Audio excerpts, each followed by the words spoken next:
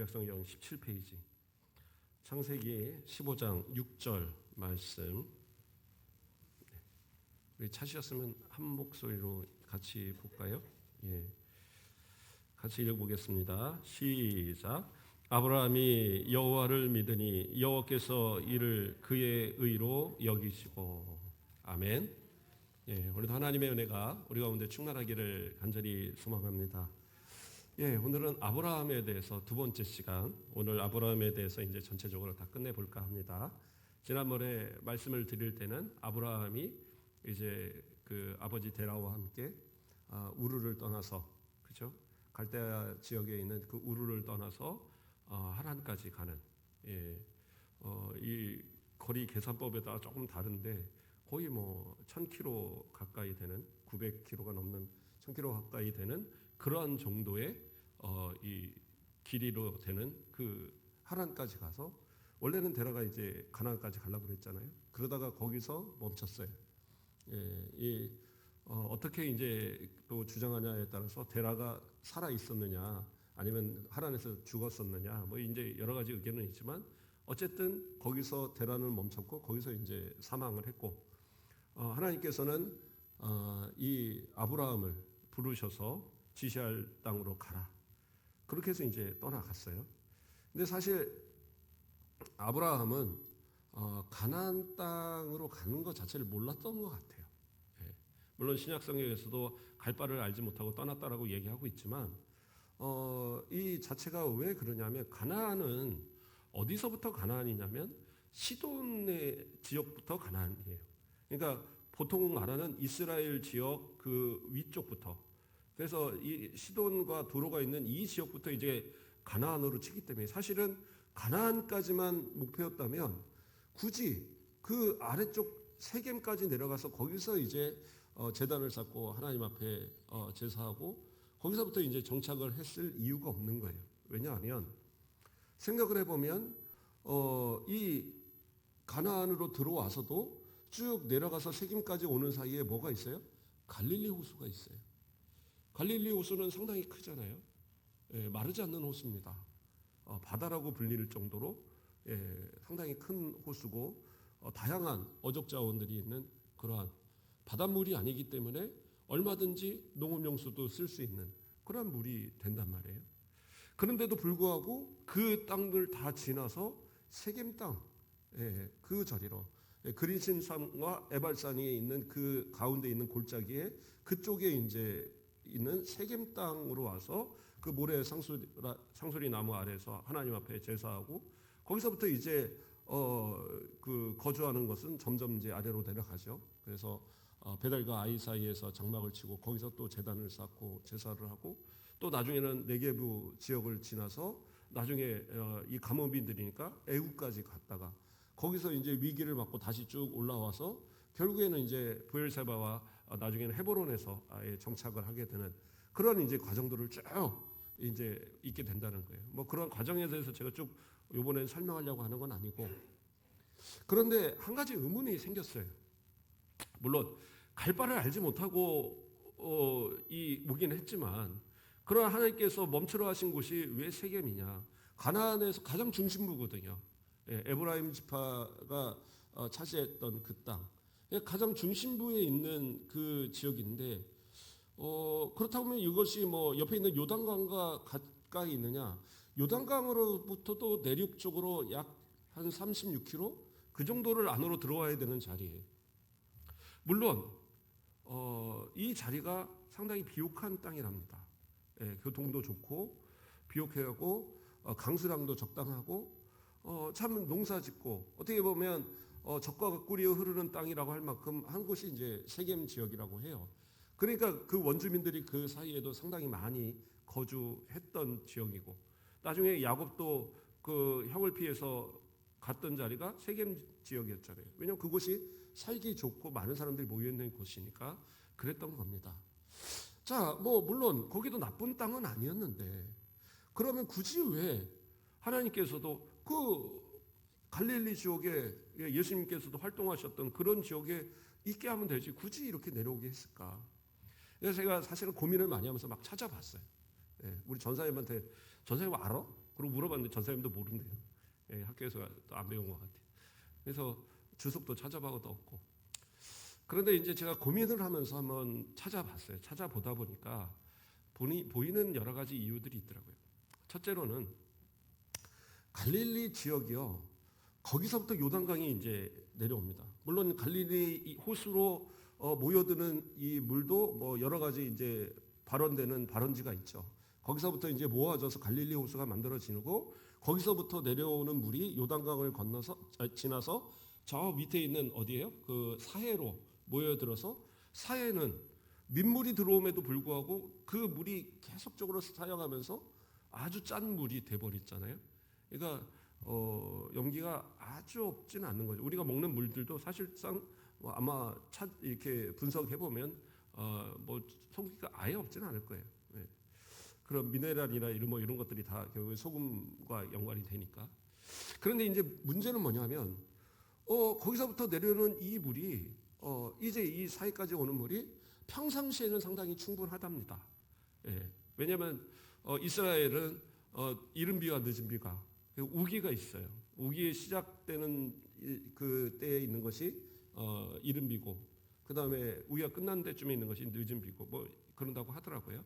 그래서 10월에서 11월에 파종하기 전에 내리는 이른 비, 그리고 이제 이 추수를 하기 전에 또 주어지는 3월에서 4월 이때쯤에 내리는 이 늦은 비. 이것이 이제 적당하게 내려지면 물도 모자르지 않고 또 상당히 그 농사를 져도 잘 되는 그러한 이제 모습인 거죠. 그런데 문제는 뭐냐 하면 물이 마르는, 그러니까 이 가뭄이 들 때가 있단 말이에요. 이른 비와 늦은 비가 제대로 오지 않을 때, 그렇죠?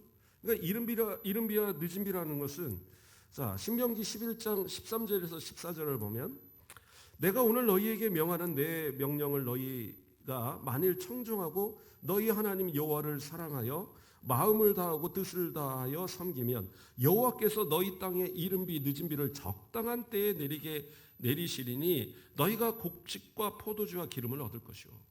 그러니까 하나님을 잘 섬기면 하나님이 이른 비와 늦은 비를 적당한 때 주셔서 그래서 풍성한 젖과 꿀이 흐르는 땅에 그 모든 과실과 곡식들을 거둘 수 있도록 해주신다라고 신명기에 약속하고 있어요. 근데 마찬가지로 이전에도 아브라함도 마찬가지죠.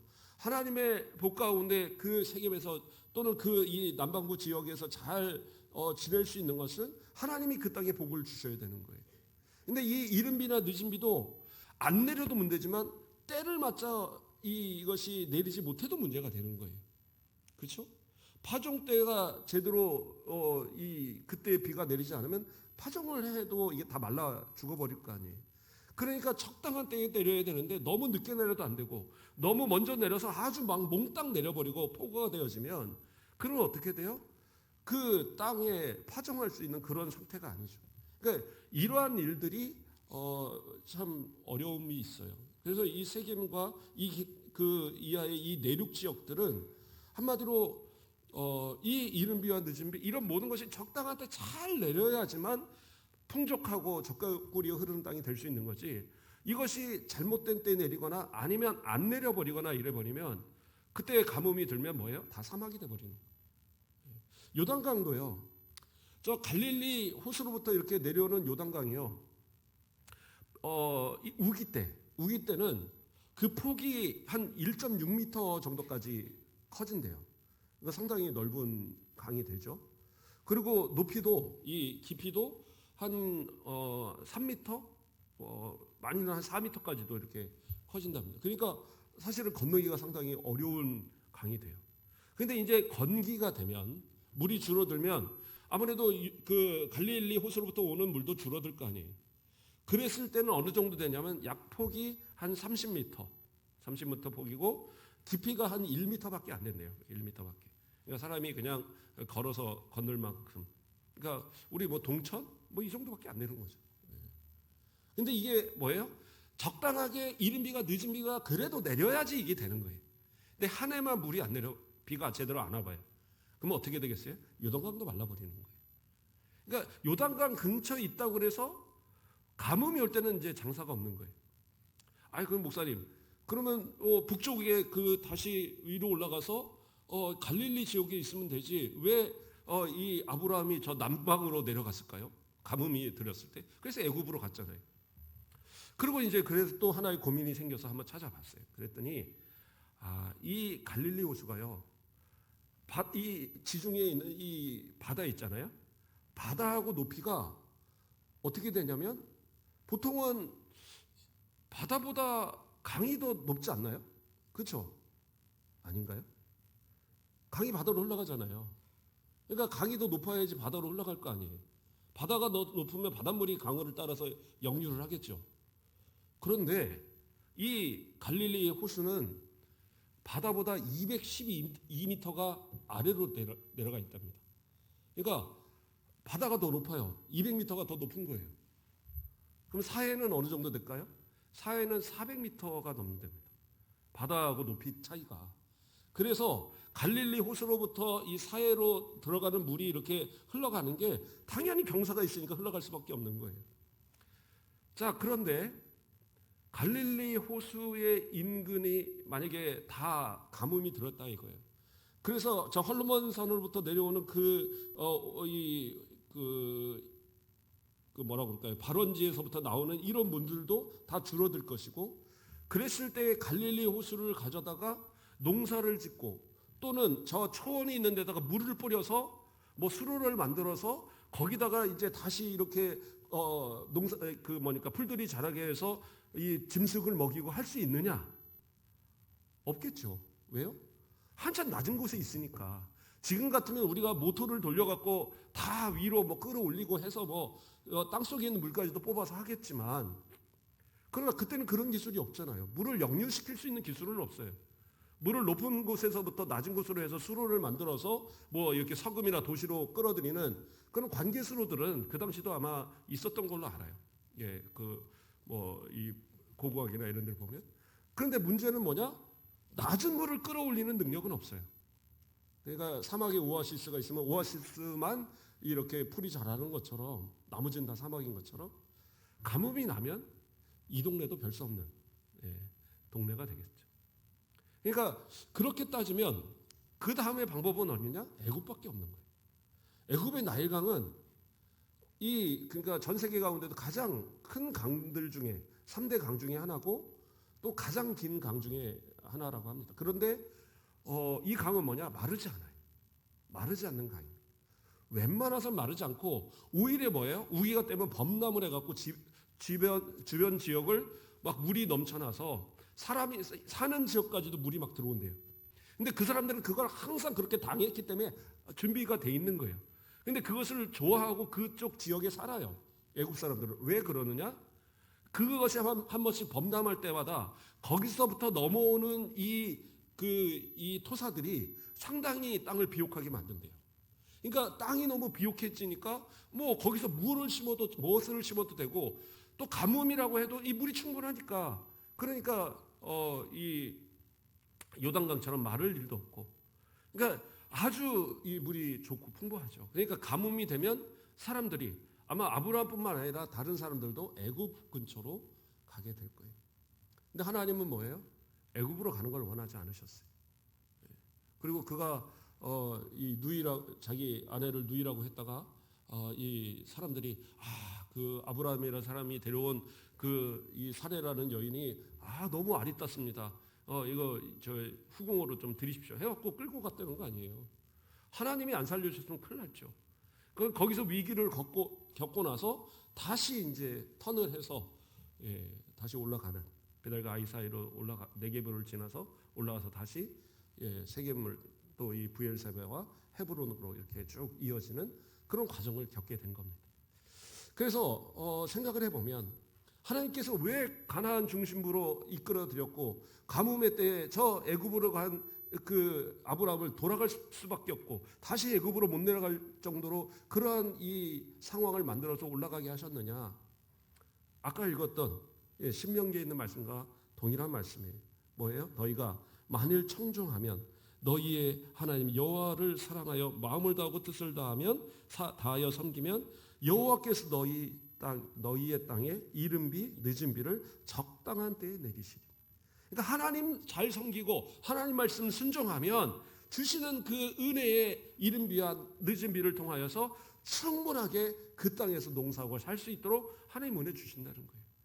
그러니까 은혜 받고 그 은혜로 살아갈 수밖에 없는 인생을 살라고 그 자리에 갖다 보내버리신 거예요. 그러니까 이해가 되더라고요. 그렇겠구나. 자, 그러면 저는 그런 생각이 듭니다. 아브라함은 그러면 어떤 사람일까? 과연 그렇게 복을 받을 만큼 투철한 신앙의 사람이었느냐? 그러니까 일반적인 모습을 돌아볼 때는 우리나 별다른 없어요. 제가 볼 때는 어떻게 보면 우리 권사님들이 더 신앙생활 잘할지 모르겠어요. 그렇죠. 목사님도 마찬가지예요.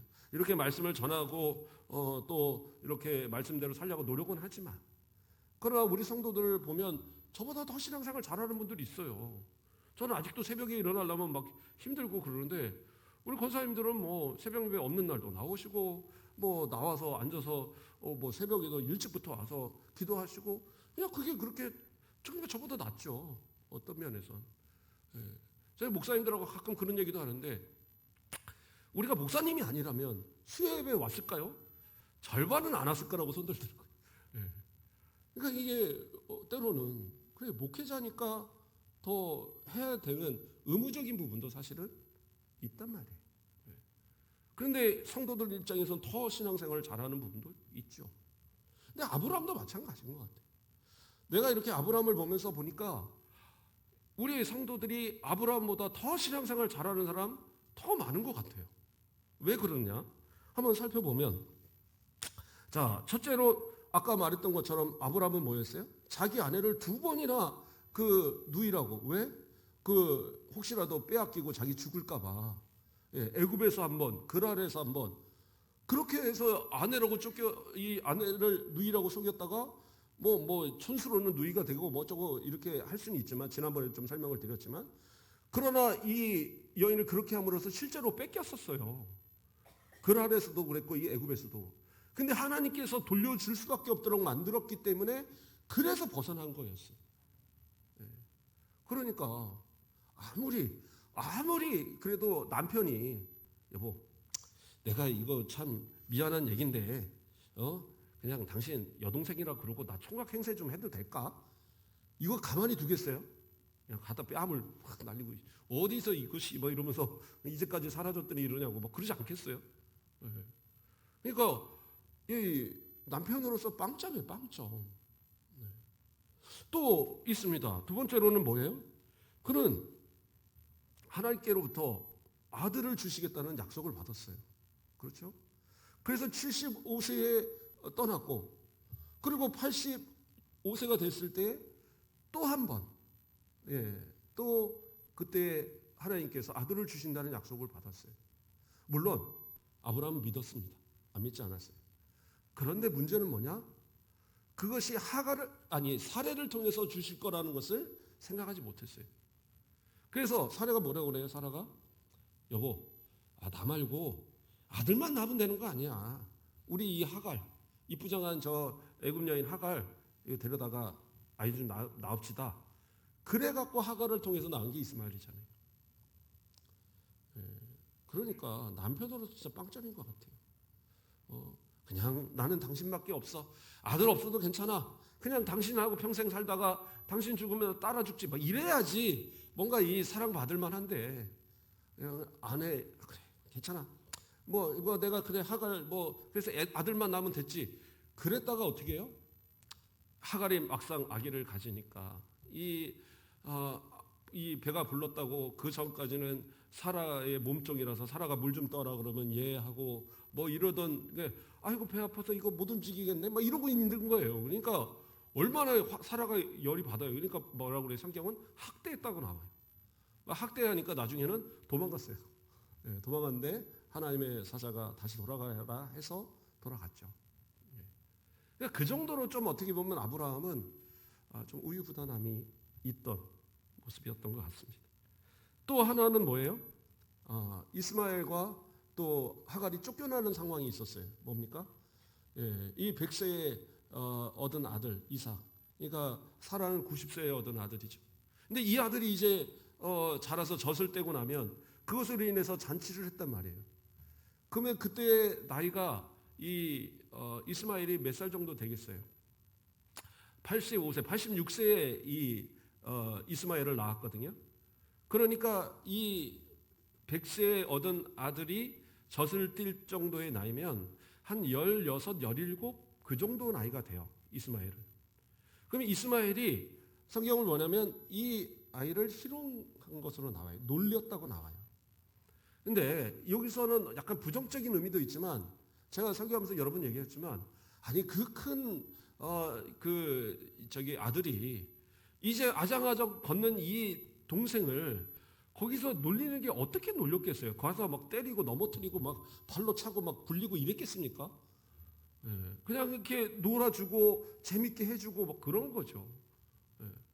그런데 이제 애 입장에서는 막 짜증나고 그러면 우니까 이제 그것을 보고 사라가 이 나이도 많으신 분이 달려가서 어디서 이것이 하면서 쫓아내버려. 그래갖고 막 분쟁이 일어나니까 하나님께서 내보내라고 했어요. 그건 허락을 하셨습니다. 그런데 이 아버지 아브라함이란 이 사람이 어떻게 이 둘을 내쫓느냐? 성경은 뭐라고 나오는지 아세요? 창세기 21장 14절을 보면 아브라함이 아침에 일찍이 일어나 떡과 물 한 가죽 부대를 가져다가 하갈의 어깨에 메어주고 그 아이를 데리고 가게 하니 하갈이 나아가서 브엘세바 광야에서 방황하더니 브엘세바 광야 뭐예요? 사막지대에서 그냥 그 돌밭에서 방황하였어요. 뭐 하나 가지고 떡 한 덩이 가지고 물 한 가죽 부대 가지고 그거 짊어매고 그렇게 방황하다가 나중에 어떻게 죽을 뻔했잖아요. 거기서 하나님이 도우시지 않았으면, 그러니까 거기서 길도 잃어버리고 이 먹을 것도 떨어지고 물도 떨어져서 아들은 아이고 나 죽을 것 같아 막 그러고 있으니까 이 엄마 하갈이 어린 엄마 하갈이 너무나도 이 마음이 아프니까 저 떨어져 갖고 애는 울면서 하나님 어떻게 해요 하고 울고 있고 저쪽에서 또 우리 아들 죽는 모습을 어떻게 봐 그러고 엉엉 울면서 막 그때 하나님이 안 도와주셨으면 그냥 그 강에서 다 그냥 그 마르고 뭡니까 굶어 죽고 목말라 죽고 그냥 죽어버리는 거예요. 그러니까 이 어떻게 보면 아브라함은 상당히 무책임한 모습을 보였어요.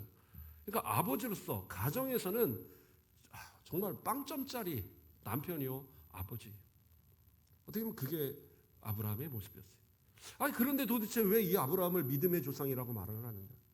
도대체 이 아브라함은 어떻게 해서 하나님 앞에 인정을 받고 우리의 믿음의 조상으로서 그렇게 존경받는 인물이 되어질 수 있느냐?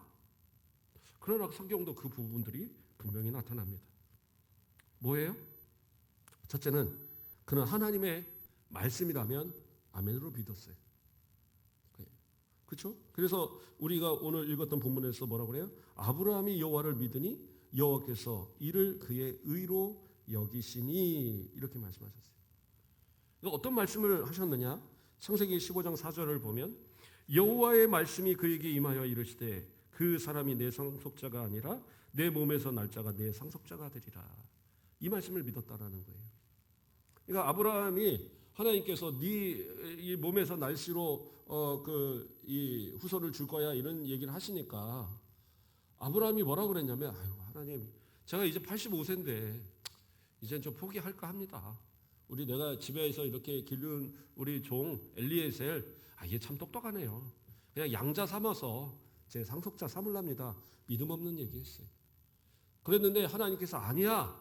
너 몸에서 날 씨로부터 후손을 줄 거야. 약속을 하셨어요. 근데 아브라함이 뭐예요? 그걸 믿었다라는 거예요. 에이 그런 일이 어떻게 가능해요? 안 했다는 거예요. 믿었다라는 거예요. 그래서 그것을 의로 여기셨다. 성경 분명하게 밝히고 있어요. 이게 믿음이에요. 아주 뭐 대단한 게 아니라 하나님 말씀이면 믿는 거예요. 물론 하갈을 통해서 이스마엘을 낳는 일이 바로 뒤에 이어지는데 믿음 없는 행동처럼 보여지지만 말씀을 들을 때만큼 믿는 거예요. 우리 성도들을 어떻게 해요? 말씀을 들을 때 아멘으로 받으시잖아요. 정무세 목사님이 말씀해서 오늘은 좀 재미없게 하고 오늘은 좀 어렵게 하고 오늘은 또 별로 들었던 말씀이고 은혜가 안 되네? 이러지 마세요. 말씀은 그냥 말씀대로 받으세요. 그래서 그 말씀 안에서 내게 주어지면 아멘하고 받으시면 돼요. 그게 믿음이라는 거예요. 그리고 그 말씀을 통해서 내게 역사하시는 그 은혜가 이제 삶을 통해서 믿는 자에게 나타나는 거죠. 그러니까 대단한 어떤 믿음을 아브라함에게 요구하신 게 아니었어요. 하나님 말씀하신 거 믿으라는 거예요. 우리의 삶에도 마찬가지죠. 내 어려운 문제들 하나님께서 때로는 말씀을 통해서 기도하는 가운데 감동을 통해서 또 내게 어떤 여러 가지 상황 속에 하나님께서 이 믿음을 주실 때가 있어요. 이거 반드시 하나님이 이루어 주실 거야. 질병도 고쳐 주실 거야. 이 모든 문제도 해결해 주실 거야. 이 모든 상황을 형통하게 만드실 거야. 이러한 응답의 마음이 있고 믿음이 있다면 그냥 믿으면 되는 거예요. 그리고 기도하고 하나님 도와주십시오. 근데 참 놀라운 것은 그 믿음이 흔들리지 않으면 하나님 반드시 이루어 주세요. 그리고 혹시 내가 원하는 대로 이루어지지 않을지라도 그것이 오히려 복되어지도록 나아가도록. 대표적인 예가 히스기야 왕 같은 경우에는 뭐예요? 하나님 앞에 죽을 날을 받았어요. 아유, 하나님, 저 아직 할 일 많고 제 후손도 못 남겼고 하나님 어떡합니까? 제발 봐주세요. 기도했어요. 그래갖고 수명을 연장 받았잖아요. 근데 그 연장 받은 동안 한 일이 뭐예요? 별 일 없었어요. 저 바벨론에서 사신 오니까 좋아. 일로 와. 그리고 무기고 다 보였어요. 나중에 하나님께 보여. 결국에는 바벨론을 통해서 이스라엘 유다가 멸망을 해요. 또 뭐예요? 그게 뭐 했어요? 아들 낳았어요. 아들이 어떻게 해요? 우상단지 만들어 놓고 이 유다를 우상으로 병들게 했던 아들이 태어났어요. 안 낳음만 못한 그런 아들, 이게 무슨 의미가 있겠어요?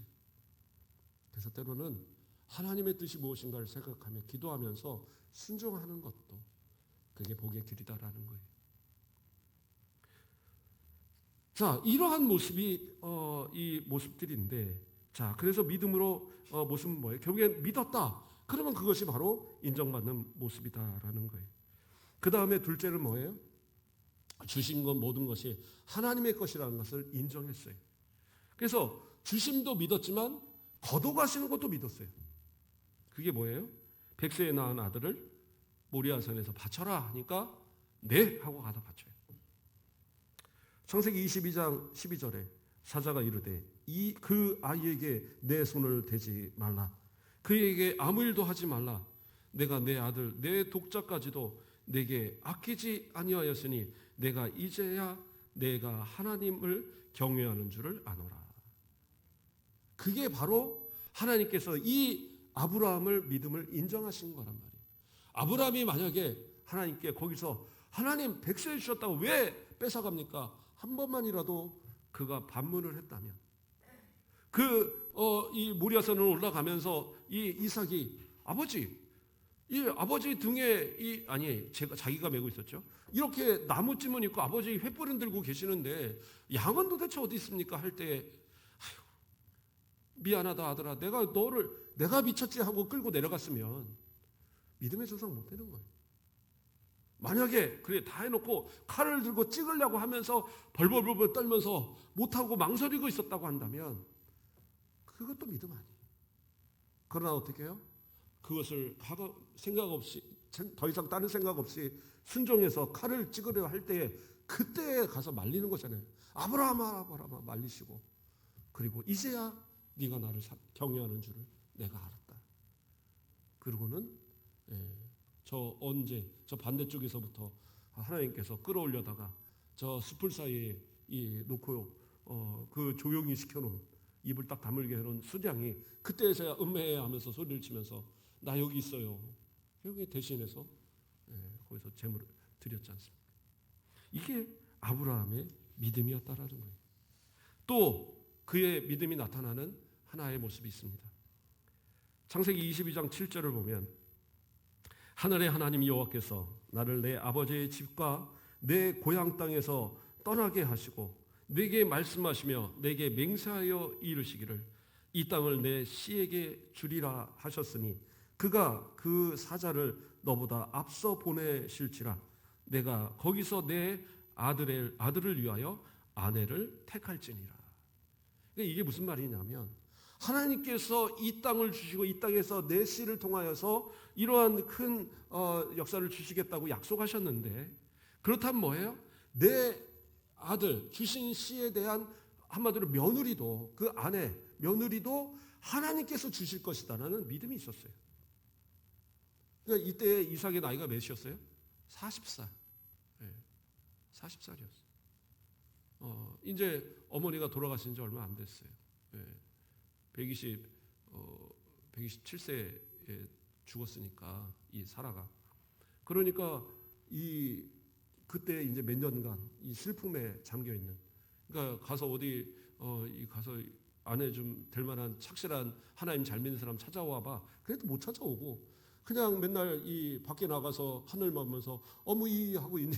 그러고 있는 이 이삭의 모습. 그러니까 답답할 수도 있지만 아브라함이 생각할 때 가나안 땅에서 며느리를 삼을 만한 사람이 없었던 거예요. 신앙이 없어요. 여호와의 신앙을 아니 하나님을 아는 사람 어떤 사람들조차도 없는 그 땅이었어요. 그러니까 어떻게 해요? 하나님께서 내게 약속을 주셨다면 하나님을 모르는 저러한 딸들을 며느리로 삼으라고 하시지는 않을 것이다. 그러니까 자기 늙은 종을 하나 불러다가 나를 대신해서 저 내 고향 땅으로 가서 거기서 하나님을 잘 섬기는 내 친족들 가운데 그 하나님을 잘 섬기는 그 여인 하나를 데려와라. 만약에 못 데려온다면 그래도 너 잘못은 아니다. 그러나 하나님께서 반드시 얻게 하실 거다. 그게 누구예요? 리브가잖아요. 라반의 동생 리브가. 누구예요? 나홀의 후손. 또 하란의 후손. 그 둘이서 만나서 이렇게 되어진 그 후손인 이 리브가가 바로 그 종을 따라서 와서 이 이삭의 아내가 되었죠. 그러니까 하나님께서 그 거룩한 씨를 이 보존케 하시기 위해서 하나님께서 그렇게 만나게 하셨고 그것을 아브라함은 어떻게 해요? 믿었다라는 거예요. 하나님께서 나에게 이러한 거룩한 명령을 주셨다면 이 거룩한 후손들도 하나님께서 만드실 거야. 그래서 자기 아들이 40세가 될 때까지 노총각 다 되고 있는데도 끝까지 그 가나안 지역의 자녀들로 결혼시키지 않았던 거예요. 왜?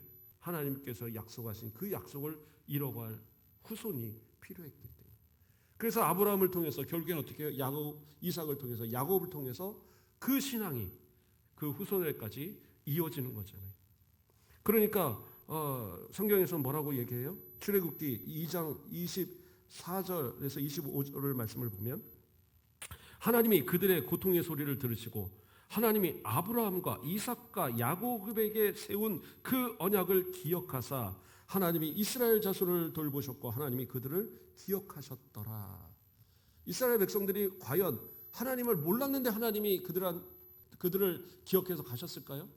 아브라함과 이삭과 야곱으로부터 내려오는 그 아브라함에게 맺으셨던 그 언약의 계승자들이 계속해서 그 후손에 이르기까지 그 430년 이 애굽 땅에서 지내면서도 그 신앙을 잃어버리지 않도록 그 언약을 잃어버리지 않도록 하나님께서 역사하셨고 그 뿌리가 누구예요? 아브라함이 그것을 그 후손들에게 인식시켰고 그 후손들에게 이 축복을 이어가도록 명령했기 때문에 결국엔 그것이 이제까지 갔다라는 거죠.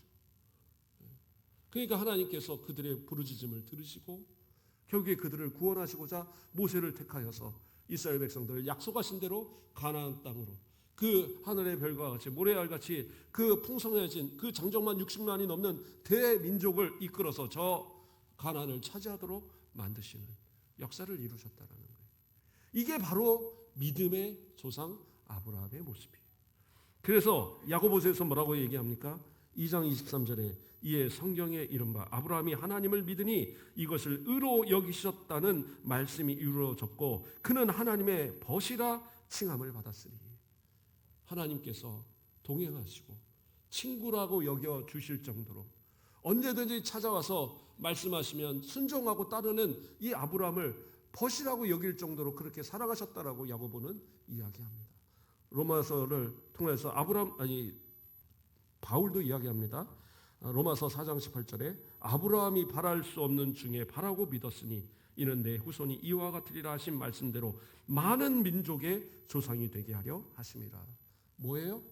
아브라함이 믿어서 하나님께 의로 여기셨고 아브라함이 믿어서 그 약속을 후손들을 통해 하나님께서 이루신 것은 결국에는 믿음으로써 구원받고 믿음으로써 이 저 영원한 천국으로 나아갈 그 약속을 이 성취할 우리들의 믿음의 조상이다라고 이야기하고 있는 거예요. 그러니까 아브라함은 믿음의 조상이 되는 거예요. 만약에 아브라함이 정말 어려운 거, 우리가 할 수 없는 이런 거, 이런 것만 했다고 한다면 아마 우리는 참 어떻게 아브라함처럼 믿지라는 생각을 할 거예요. 그러나 아브라함도 연약한 중에 하나님의 말씀 가운데 순종했다니 그가 완전해서가 아니라 그 연약한 믿음을 의롭다라고 인정해 주시고 그 믿음의 후손들에게 그 약속을 성취시켜 주시고 결국에는 우리의 믿음의 조상이 되어진 것처럼 저와 여러분도 마찬가지입니다. 우리의 믿음의 가정들의 진짜 믿음의 조상들이 좀 되어보는 게 좋을 것 같아요. 나중에 하나님 앞에 설 때 너 믿음의 후손들이 얼마나 됐느냐. 그랬을 때 저 막 구름대 같이 저 뒤를 따라오는 수많은 사람들 제 믿음의 후손들입니다. 제 꼭 혈통이 아니더라도 믿음의 후손들로서 이렇게 많이 있습니다라고 말할 수 있는 그렇잖아요. 한 가정을 전도해서 구원하면 그 가정을 통해서 얼마나 수많은 사람들이 예수를 믿을 것이며 그렇죠? 내 자녀를 똑바로 믿음으로 세워놓으면 내 자손을 통해서 이어질 믿음의 이 후손들이 얼마나 대단하게 많아지겠어요. 상상을 해보십시오.